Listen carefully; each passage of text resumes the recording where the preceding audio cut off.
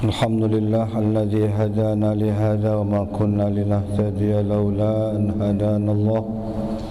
Wassalatu wassalamu ala Rasulillah Sayyidina Muhammad ibn Abdullah wa ala alihi wa ashabihi wa man tabi'ahu hudah.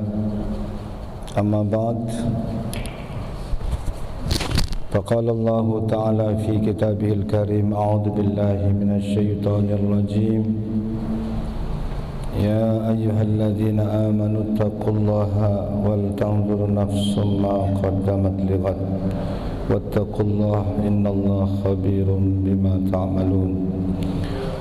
Al-muhtaramin, para satidha yang saya hormati, khusus Bapak Haji Samsuar dan segenap pengurus, para satidha yang tidak saya sebutkan satu persatu, hadirin hadirat yang mudah-mudahan kita semuanya orang-orang yang selalu mendapatkan ridha dari Allah Subhanahu wa Ta'ala. Malam ini saya tidak membaca tafsir, tapi kita akan kembangkan ayat yang terakhir kali, ya. Walikulli wijhatun huwa muwalliha fastabiqul khairat. Kenapa? Karena sesungguhnya malam ini ya sejatinya barangkali tidak ngajar, gitu kan? Tapi karena kebetulan ini adalah malam, katakanlah akhir tahun 2020, ya. Sebentar lagi kita masuki tahun 2021. Tentu kita semuanya berharap mudah-mudahan segala amal baik kita, segala ibadah kita yang selama kurang lebih 12 bulan yang lalu diterima di sisi Allah Subhanahu wa Ta'ala. Karena sering saya menyampaikan sesuai dengan satu ungkapan dari ulama, ungkapan yang disimpulkan dari berbagai firman dan juga hadis-hadis Nabi besar Muhammad sallallahu alaihi wasallam. Man qubila minhu hasanatun wahidah dakhalal jannah.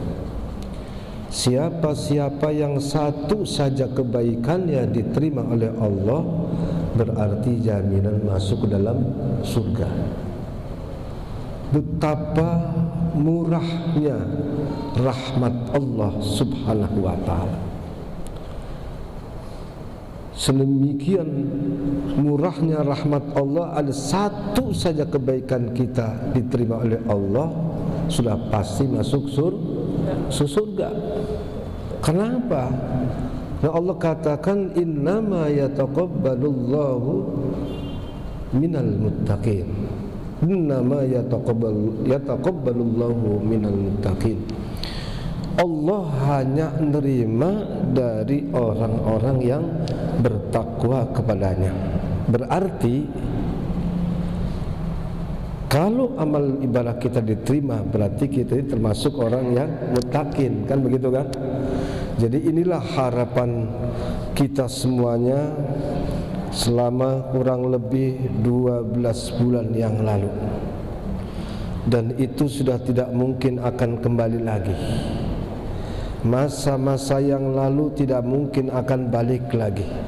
Lan tarji'al ayyamul lati madat. Tidak akan kembali hari-hari yang telah berlalu. Betul kan? Tidak akan kembali lagi. Oleh sebab itu, apa yang telah berlalu biarkan. Cuma kita tadi harapan mudah-mudahan diterima. Dan tentu kita sedang menghadapi sekarang ini, dan juga kita akan bagaimana menatap masa yang akan datang. Yang telah berlalu kita nggak tahu. Yang sedang kita hadapi ini pun penuh banyak tantangan-tantangan, dan masa depan belum jelas bagi kita. Inilah memang manusia dengan segala kelemahan, dengan segala keterbatasannya. Oleh sebab itu, jika kita memahami bahwa kita ini memang manusia yang serba lemah, satu-satunya harus kita bergantung kepada yang maha kuat, yang maha perkasa, adalah Allah Subhanahu wa ta'ala. Jadi ini yang pertama, ya. Kemudian kita juga harus muhasabah. Muhasabah itu berarti introspeksi, evaluasi dan lain sebagainya. Itulah muhasabah. Karena bagaimanapun kita nih sebagai manusia punya kecenderungan untuk berhitung. Karena sungguhnya manusia hidup ini sedang bertransaksi, sedang berdagang. Yang diperdagangkan, yang ditransaksikan itu tentu bukan materi, itu mah kecil, tapi adalah waktu itu sendiri. Karena satu riwayat mengatakan umruka ra'su malika, umurmu, usiamu, waktumu itu adalah modal bagi kamu. Jadi umur kita ini modal paling pokok. Kalau ini yang satu nggak ada, semuanya nggak akan berarti apa-apa, ya kan? Sekarang kita jadi orang pinter, kita jadi orang kaya, kita jadi orang yang sukses, yang hebat, tapi umur nggak ada. Mau nggak? Apa ada artinya? Bu, punya suami ganteng, gagah, kaya, pinter, tapi nggak ada nyawanya. Mau nggak? Kan nggak mau kan? Untuk apa dong Ustaz? Ya kan? Untuk apa? Ya? Punya istri cakep, menarik, cantik, masih muda, tapi nggak ada nyawanya. Siapa juga nggak ada yang mau, ya kan? Jadi ra'su malika, umurmu itu adalah modalmu. Oleh sebab itu kita sedang bertransaksi. Bagaimana dengan modal apa ini? Modal yang sesungguhnya sangat singkat, sangat pendek. Seberapapun umur kita di dunia ini, katakanlah 100 tahun, itu adalah waktu yang terbatas, waktu yang satu saat pasti kita akan melewati itu. Padahal kita manusia itu berkeinginan bahwa apa yang kita nikmati ini tidak akan pernah berhenti. Kita ingin, katakanlah, kekayaan yang kita miliki akan terus berlanjut. Kita ingin keindahan, kekuatan yang kita miliki ingin terus berlanjut. Artinya bahwa manusia itu cenderung menginginkan kenikmatan itu tidak akan berhenti terus, tapi menyambung, enggak putus. Nah, syaratnya apa? Syaratnya ya tadi, kita harus menggunakan waktu ini dengan sebaik-baiknya. Oleh sebab itu, seberapapun kalau umpama kita beribadah, katakanlah dalam 100 tahun kita ibadah terus, enggak berhenti-berhenti, ibadah dalam waktu yang terbatas, padahal kita nanti akan mendapatkan sesuatu yang tidak ada batasnya. Kan gitu kan? Maka ada satu hal yang prinsip-prinsip saja, yang mudah, kan? selama hidup ini silahkan kita berbuat, mencari urusan kepentingan dunia kita. Kita mencari urusan dunia kita. Kita berdagang, kita bekerja, kita berbuat, kita berbisnis. Silakan sebanyak-banyaknya. Tapi jangan sampai merusak urusan akhirat kita. Benar gak? Ya kan? Silakan dicari sebanyak-banyaknya. Jangan sampai urusan dunia kita itu kok sampai merusak akhirat kita. Sebaliknya carilah akhirat sebanyak-banyaknya, sesuai dengan keinginanmu, sesuai dengan derajat kedudukan yang kau ingin. Tapi juga jangan merusak urusan duniamu. Jadi dua-duanya itu penting, ya kan? Kita tetap berurusan dengan dunia, tapi jangan sampai merusak akhirat. Kita ngurusin akhirat, jangan sampai merusak dunia. Itu kan baru pas.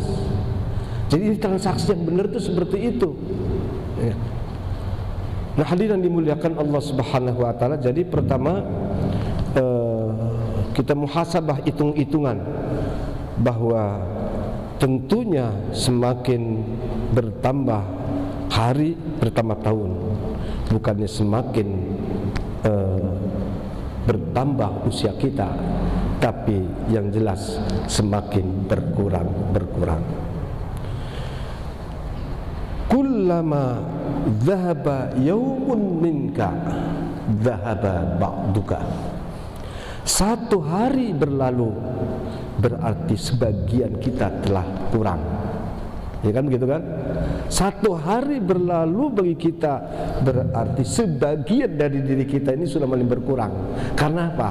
Berarti semakin mendekati kepada apa? Kepada saat masa di mana selesai tugas dan ketetapan yang Allah berikan. Nah, hadirin yang dimuliakan Allah Subhanahu wa taala. Ini yang pertama. Kemudian yang kedua, jadi kita gunakan tadi waktu. Yang ketiga, coba kita harus menatap masa depan supaya lebih bagus lagi. Karena manusia ini menjadi istimewa sejak awal Allah ciptakan. Manusia adalah makhluk yang paling unggul. Makhluk yang paling unggul, istimewa. Oleh sebab itu kita ini syukur-syukur bisa jadi maung. Maung apa maung? Macan. Maung. Manusia unggul. Manusia jadi maung, jadi manusia unggul, ya kan? Jadi manusia unggul itu di mana? Sejak awal bahwa manusia itu memang makhluk yang unggul. Nah, di mana letak posisi daripada keunggulan kita manusia itu? Di mana letaknya? Apakah pada penampilannya? Enggak seberapa penampilan mana, ya kan? Tapi kebesaran manusia, keistimewaan manusia itu justru ada pada akluhu, akal. Itu dari awal sudah. Inilah yang membedakan manusia dengan makhluk yang manapun, termasuk manusia menjadi istimewa karena akalnya dibandingkan dengan para malaikat sekalipun. Nah, ini kenikmatan yang harus kita jaga, kita pelihara. Bagaimana supaya kita ini kemudian menjadi manusia-manusia yang unggul atau menjadi maung-maung itu, maka akal ini pun juga harus kita gunakan pada posisi yang benar. Bahwa kita dituntut oleh Allah Subhanahu wa ta'ala dengan akal pikiran kita untuk memikirkan hal yang benar, jangan sampai salah. Karena kita banyak baca Al-Quran, ayat-ayat di mana Allah katakan afala ta'qilun. Ada enggak? Pernah baca enggak itu? Afala ta'qilun, ya? Apa artinya afala taqilun? Apakah kamu tidak berakal? Apakah kamu tidak berakal? Berarti apakah kamu gila? Kan begitu kan? Cuma bahasanya nggak begitu aja. Afala taqilun? Apakah kamu memang tidak berakal? Apakah kamu gila? Afala tatafakkarun? Apa kamu nggak pernah mikir apa? Afala tubsirun? Apa kamu nggak ngelihat? Afala tadakkarun? Apa kamu nggak selalu mengingat? Afala tadakkarun? Afala tasmaun? Afala. Karena ternyata manusia yang diberikan akal itu rupanya akal tidak digunakan sebaik-baiknya. Nah, sekarang yang saya ingin coba ajak untuk berpikir, karena kita sama-sama punya akal kan? Nah, kira-kira tugas akal kita apa itu? Nah, ini nih. Kira-kira kewajiban akal apa ya? Ini yang pertama, kasih tahu, alla yusi'a fil fahmi.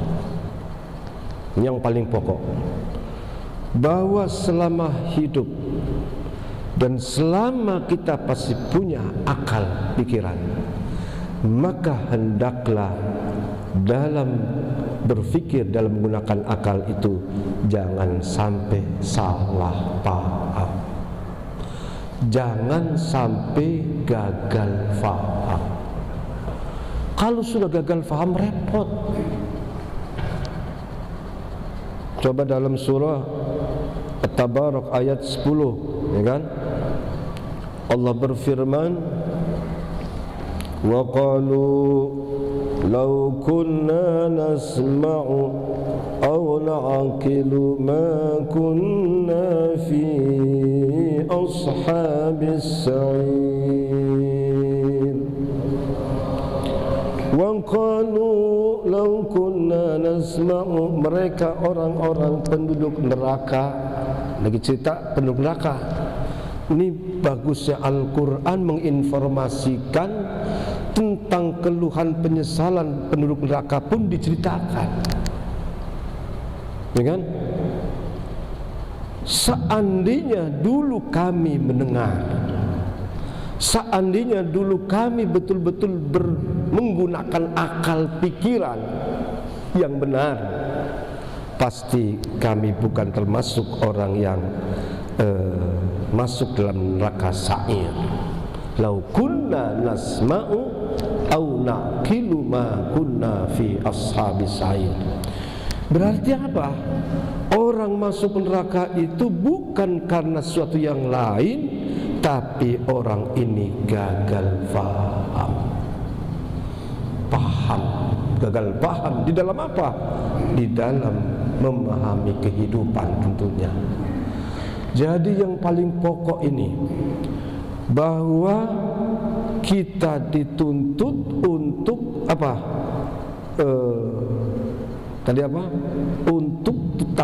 Untuk tepat di dalam kita memahami. Jangan sampai salah paham ataupun gagal faham. Nah, hadirin sekalian, jangankan Allah Subhanahu wa taala, jangankan urusan persoalan besar, ya kan? Persoalan kecil pun kalau orang salah paham itu jadi masalah, betul nggak? Ya kan? Ya, suami salah paham sama istrinya itu bisa ribut loh gara-gara, betul nggak? Istri salah paham menilai suaminya, umpama baru terlambat 1 hari, pulangnya terlambat, 2 hari terlambat lagi, kok lama-lama curiga salah paham, bisa repot urusannya, betul Bu? Jangan sampai salah paham. Orang tua kepada anak juga jangan sampai salah paham. Anak juga jangan sampai salah paham pada orang tua. Pemimpin juga harus jangan sampai salah memahami rakyatnya, rakyat juga jangan sampai salah paham terhadap pemimpinnya. Pokoknya paling mudah nih. Ini contoh sederhana. Ya, contoh sederhana. Lah bagaimana kalau kita sampai salah paham terhadap ketuhanan? Kita salah paham terhadap Allah Subhanahu wa taala yang kita sebut-sebut Allahu Akbar, Allahu Akbar, ya kan? Siapa Allah sebetulnya itu umpama? Ya kalau kita salah umpamanya kan jadi fatal sekali. Oleh karena itu kita jangan membiarkan. Ketika kita hidup ini memang kalau kita belum paham maka berusaha pahamilah. Pentingnya ngaji kita itu supaya kita betul-betul tidak gagal paham atau tidak salah paham, ya kan?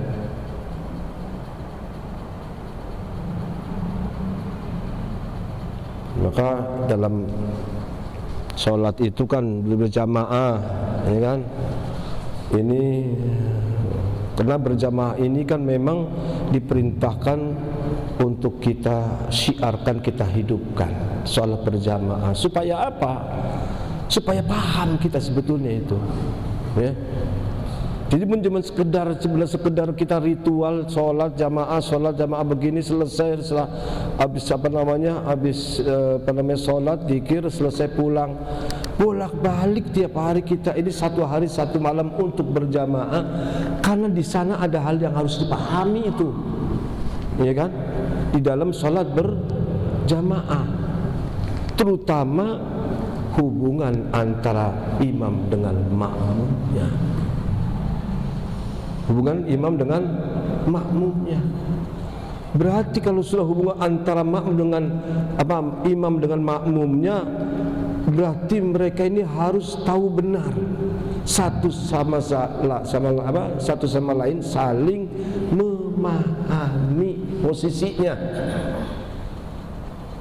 Karena kita akan terus mengalami kemelut, nggak akan selesai Pak, ya kan?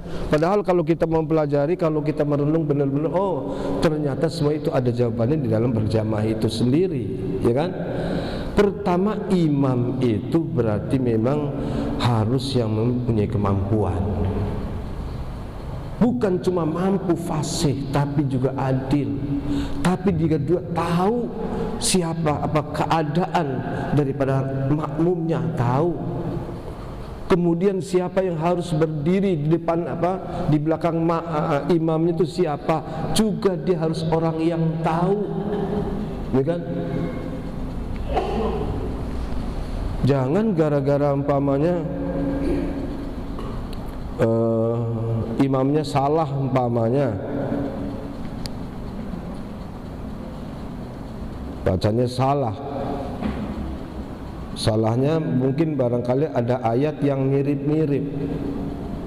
mirip-mirip, tapi sementara makmumnya harus hanya tahu satu surat doang, iya kan? Hanya tahu satu macam surat. Padahal si imamnya itu dia mempunyai bacaan yang lebih panjang, lebih jauh. Jangan sampai juga salah, ya.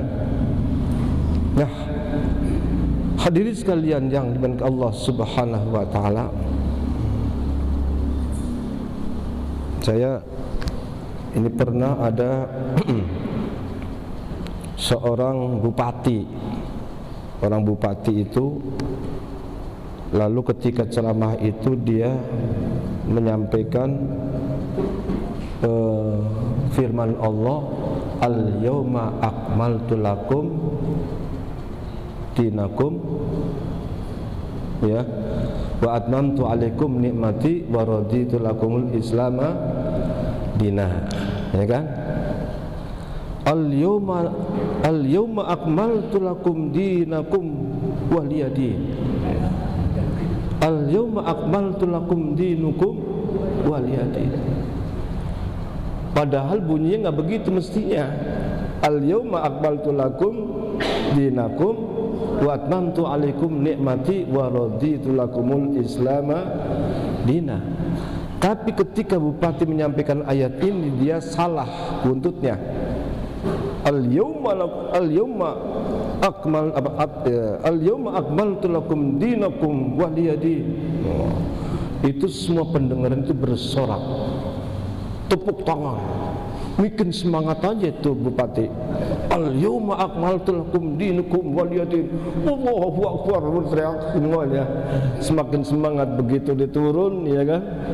Wah, saya salut dengan jamaah di sini katanya. Orangnya semangat luar biasa. Begitu hebatnya, begitu ramainya sambutan. Menyambut firman Allah, ayat-ayat yang dibaca. Iya, bukannya kagum, bukan, tapi nyasar itu ayat yang begitu kan. Semestinya al-yawma akmaltu lakum dinakum wa atmamtu alaikum nikmati wa raditu lakumul islam madina. Nah, hadirin yang dimuliakan Allah Subhanahu wa taala, kembali lagi, jadi yang pertama adalah Allah yusi'a fil fahmi. Kemudian yang kedua, ini tugasnya.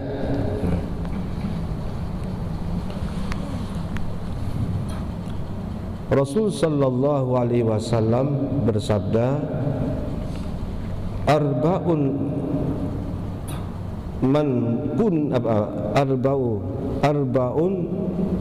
kunna fihi harramallahu jasadahu 'alan nar. 4 hal yang apabila ada pada diri kita, maka Allah haramkan, jauhkan daripada api neraka. 4 hal. Jadi kalau tadi tugas pertama itu akal itu tugasnya jangan sampai salah memahami. Yang kedua, akal itu harus bisa menjadi pengendali. Karena apa? Bahasa Arab akal itu terambil dari kata aqala yaqilu iqal. Eagle atau eagle enggak? Eagle tuh orang Arab itu kalau kalau pakai gamis kutroh itu, lalu ada kutrohnya itu kerudung itu ditaruh item-item sini nih yang muter plek gitu, ya kan? Pernah lihat nggak? Biasa Saudi Arabia, Kuwait, terus kemudian dari Bahrain juga begitu. Jadi itu ada eagle namanya. Itu lingkaran hitam itu ya, yang nempel di atas orang Arab itu namanya eagle. Eagle. Itu dari kata-kata iqal, pakai ain. Cuman orang Indonesia ngomongnya bukannya iqal tapi eagle. Tugasnya apa? Tugasnya dia supaya mengendalikan jangan sampai kerudung itu jatuh, ya kan? Tetap ukur. Nah, ternyata dalam diri kita manusia ini banyak yang harus dikendalikan. Karena dalam diri manusia itu banyak sesuatu yang liar, yang apabila dia tidak dikendalikan itu akan merusak, terutama merusak sebagai manusia yang benar, ya. Dalam diri manusia itu banyak yang liar, yang harus dikendalikan dengan akal. Apa saja? Nah, inilah Nabi mengatakan, arba'un man kunna fihi harramallahu jasadahu 'alan nar. 4 hal yang apabila orang itu bisa mengendalikan, maka dia termasuk orang yang bebas daripada api neraka. Pertama, man malaka nafsahu hina yarghabu. Orang yang bisa mengendalikan ketika dia menyukai dan ketika membenci. Berarti kita ini, dalam diri kita ini ada yang disebut namanya cinta dan benci. ya kan? Cinta itu liar. Cinta itu bisa jadi buruk apabila cinta itu tidak dikendalikan. Hati-hati nih, ya. Tahu sendiri anak muda ini kadang-kadang kalau sudah cinta, kadang itu udah nggak mikirin apalagi yang nggak mikirin sebelah kanan sebelah kiri, udah ngomongnya udah ngablak nggak keluar, ya kan? Engkau segala-galanya bagiku, segala-galanya bagi. Coba anak-anak muda ini kalau ngomong sama istri sama kekasihnya ngomongnya gimana itu? Walaupun banyak bintang-bintang di langit, walaupun banyak bunga-bunga, walaupun banyak kumbang-kumbang yang udah macam-macam lah bahasa itu kan, bahwa engkau adalah segala-galanya, tak sanggup diri ini hidup tanpa dirimu. Apa iya memang begitu? Itu kan gombal, ya kan? Itu namanya cinta tidak terkendali. Itu kan? Jatuh bangun aku, jatuh bangun aku mengejarmu, jatuh lagi bangun lagi, jatuh lagi bangun lagi. Itu karena cinta, betul kan? Jangan tinggalkan aku, ku mohon kepadamu, tak sanggup diri ini hidup tanpa dirimu. Gombal kan begitu kan? Jadi itu cinta ini. Nah kalau cuma cinta kepada perempuan, orang kalau sudah mencintai siapa juga, mencintai pejabat, mencintai ini, mencintai itu segala macam, kalau sudah cinta kadang itu buta, tuli, budek benar orang itu. Oleh karena itu cinta itu jangan sampai kebablasan, dikendalikan. Begitu juga benci, kebencian itu nggak bisa dibiarkan. Sebab kalau sudah benci kemudian tidak dikendalikan, dia pun akan menjadi liar. Tidak lagi tahu yang benar, yang nggak benar itu nggak tahu. Begitu cinta, kan begitu kan? Oleh sebab itu tahan, dan akal itulah yang berperan dalam hal itu. Wahina yarhabu, mengendalikan di saat dia ketakutan, dia juga harus bisa mengendalikan. Wahina yaghdabu, di saat dia emosi, dia marah pun juga harus bisa mengendalikan. Siapa yang bisa mengendalikan? Akalnya harus bisa mengendalikan. Sebab orang kalau sudah emosi itu juga kadang akal lagi tidak terkendali lagi tadi, jangan sampai itu. Sebab itu Nabi Muhammad sallallahu alaihi wasallam selalu berwasiat, la taghdab, la taghdab, la taghdab. Jangan kamu emosi, jangan kamu marah. Nah sekarang ini tadi memang umumnya tadi bahwa kebencian, cinta yang berlebihan, kemudian emosi ini kadang diumbar, ya kan?